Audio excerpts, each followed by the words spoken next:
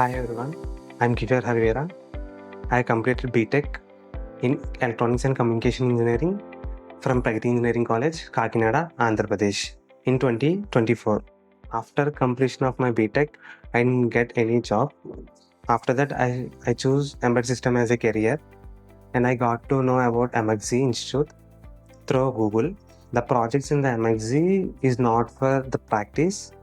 They are based on real-time projects and hands-on experience based on the real-time examples. They will teach us how to handle the situations in the interview panel. I have completed 11 projects in Emertxe, 5 from C, 3 from data structures, 1 from microcontrollers, and 2 from Linux internals. And by doing these projects, I got to know how the internal things work and how the real-time projects will be there. In the interview panel, most of the questions were asked based on the projects, how you did the projects, and explain about the projects. This is the first interview I attended through Emertxe, and there were totally 4 rounds. First round was written test, second round was coding, third round was technical round, and fourth round was HR interview.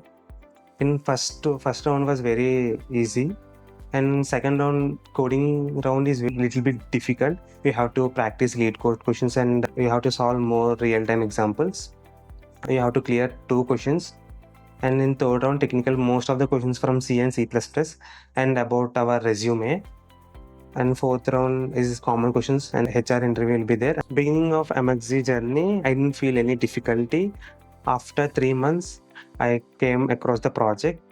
There I started difficulty and some topics are tough to understand, but the mentor support will be always there. They guided in the way such we can do the projects in easy manner. My advice to upcoming students is don't learn more topics. Learn the topic in the perfect manner, in the very depth. That will help in the interviews and getting the job.